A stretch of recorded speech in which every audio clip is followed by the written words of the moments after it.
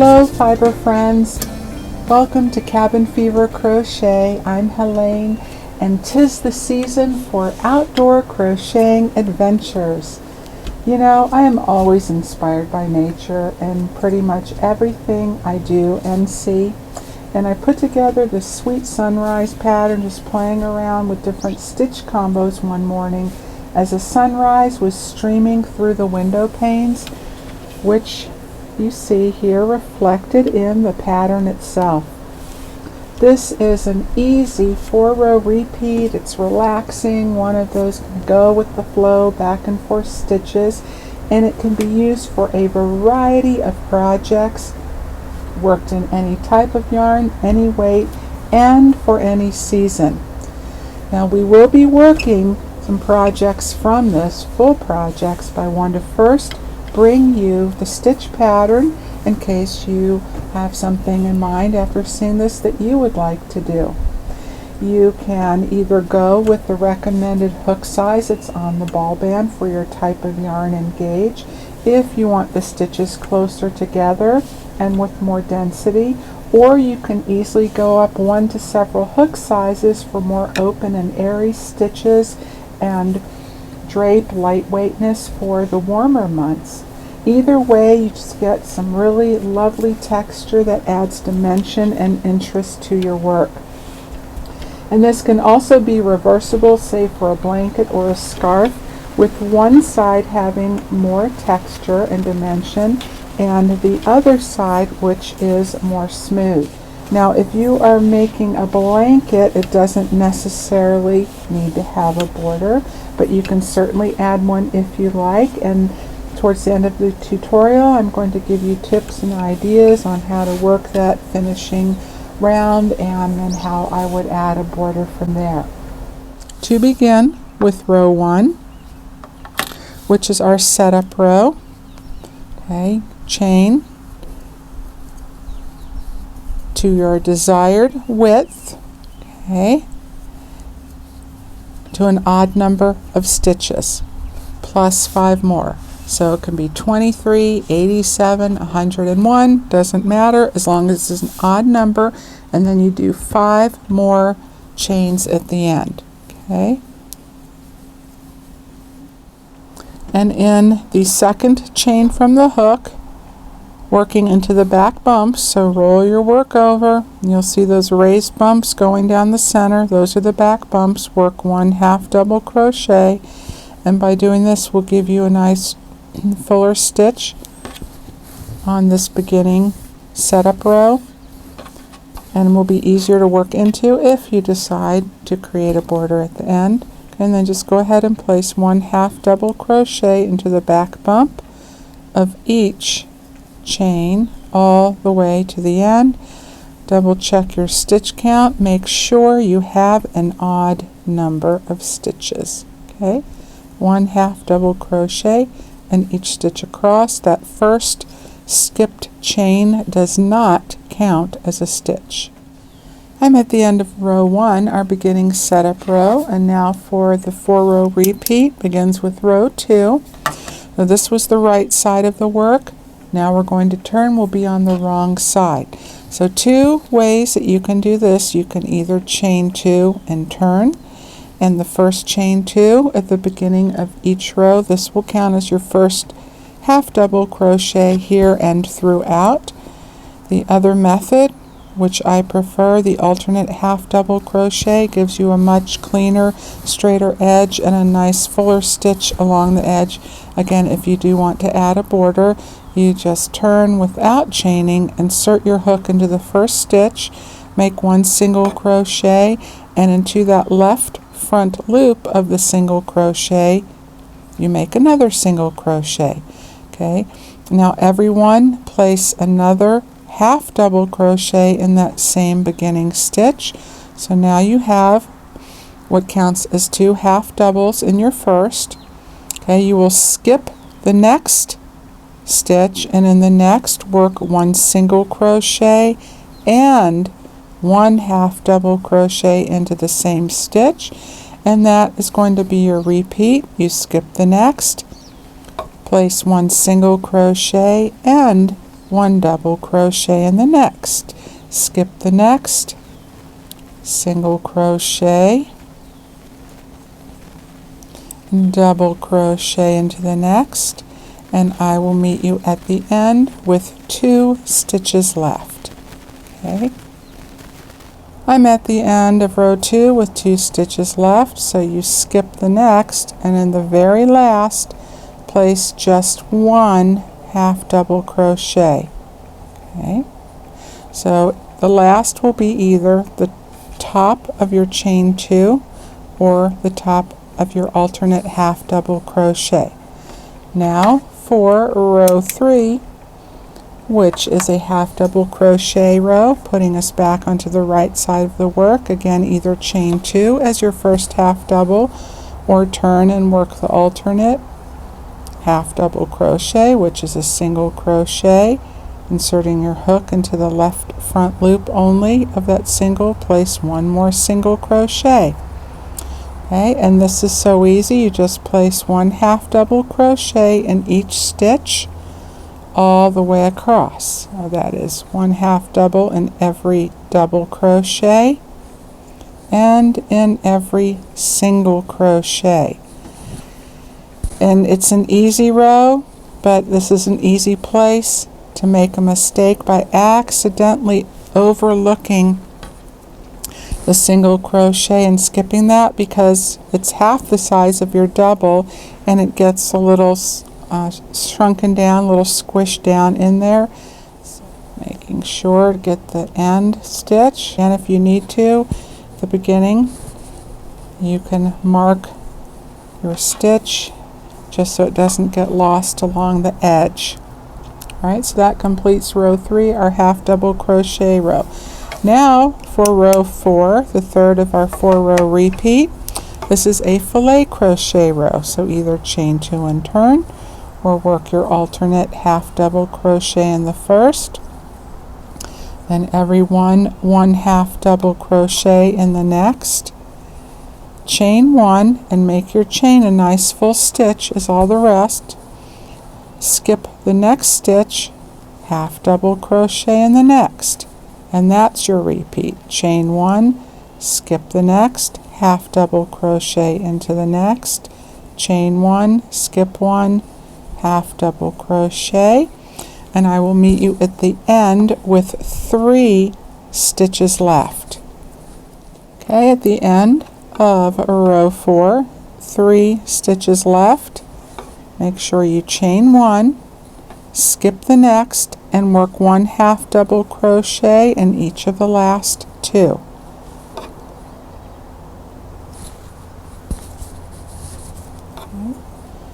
And now for the 4th row of our repeat, row 5 will bring us back to the right side of the work again. So as always, chain 2 and turn, or turn and alternate half double in the first, and then all you're going to do here is place 2 half double crochets in every chain 1 space all the way across, with 1 half double in each of the last 2.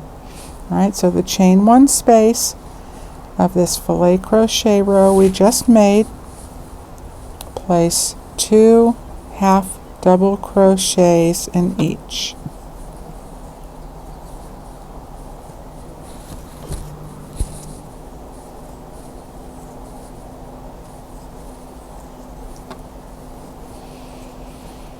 That completes our 4-row repeat, which I'm going to just do again briefly and recap that.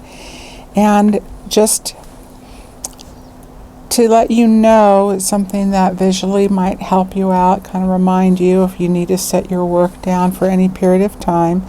The half double crochet rows are always on the right side of the work, and that single crochet double crochet row and the filet crochet row, those are always on the wrong side.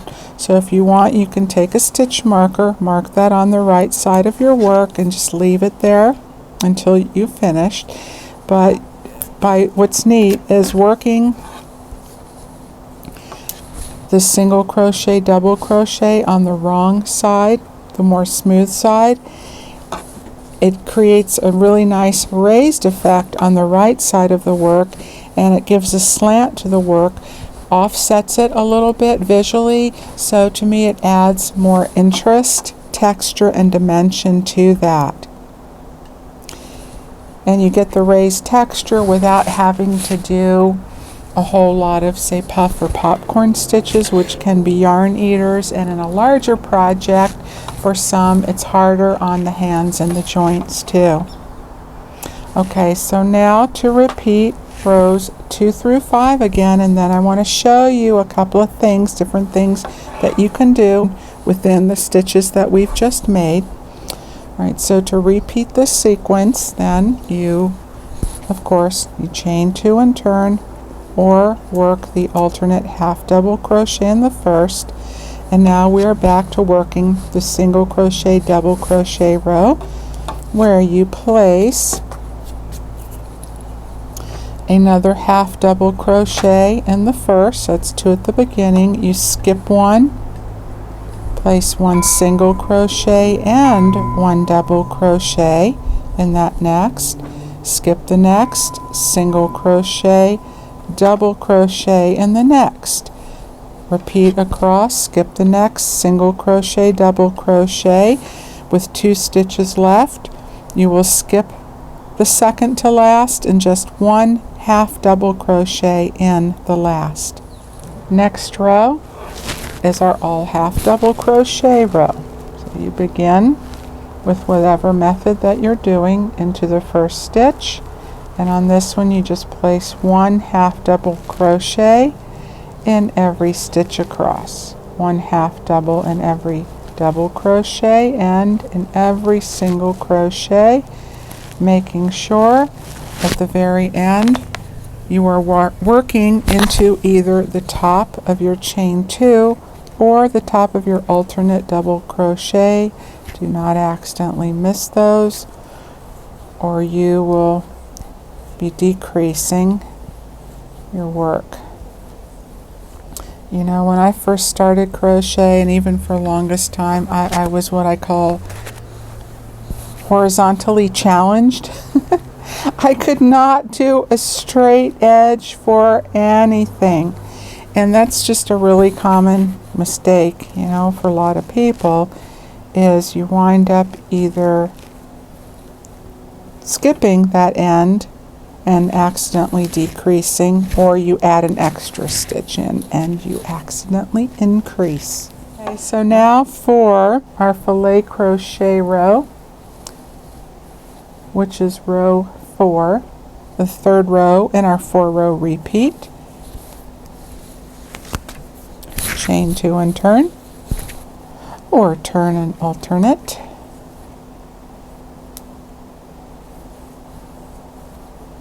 One half double crochet in the next, chain 1, skip the next, half double crochet in the next, chain 1, skip 1, half double crochet in the next.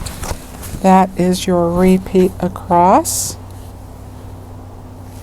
with those 3 stitches at the end, where you chain 1, skip the next, place 1 half double crochet in each of the last 2. And to finish up our 4th row, row 5 of our repeat, okay, begin as usual, where you have your alternate half double crochet or chain 2 at the end, and you place 2 half double crochets in every chain 1 space all the way across. And when you get to the end, then you place 1 half double in each of the last 2. Okay, I'm back with another piece here of a project I will do later on. Alright, so you know our repeat pattern is 2, 3, 4, and 5. The single crochet, double crochet, half double, fillet, half double. So if you notice, you always will have a half double crochet before and after. What you can do is, if you want more of the stitches that are closer together with the raised texture, then you can repeat like I did here, rows 2 and 3, 2 and 3 for however many sets. You want to just go 2 sets or 3 sets, and then you alternate and work in rows 4 and 5, which are the filet crochet rows followed by the half double. Or the reverse of that, if you want more of the filet crochet rows, you could repeat rows 4 and 5, 4 and 5, 2 or 3 or however many times, followed by alternating with rows 2 and 3. You always want to end on the half double crochet row. And here I worked my regular set, and it's larger of course because I have the thicker yarn. And I did one set of the 2, 3, 4, and 5 rows, and then followed by 2 sets of rows 2 and 3. I did 2 and 3, and then 4 and 5 again, just to break it up a little bit. Okay, so that is one idea for you. To begin the finishing edge, since you ended along the top side, I would just chain 1 to make that corner, and then begin your single crochet rows along the edge. Think of in terms of working in rows of 2 sets. So for every 2 rows you will have 3 stitches. Just say you're working in single crochets. So 3 single crochets for every 2 rows. Okay? 1 single crochet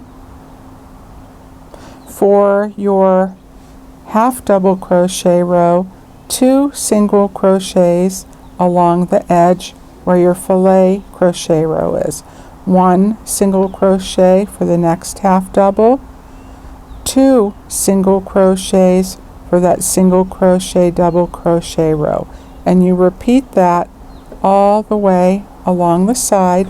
When you work across the top and the bottom, of course that's easy because you have one very well defined stitch all the way across, so you just work 1 single crochet in each of those, and in each of your 4 corner stitches you work 3, and that's where you will need stitch markers, 1 for the center stitch of those 3 in the corner.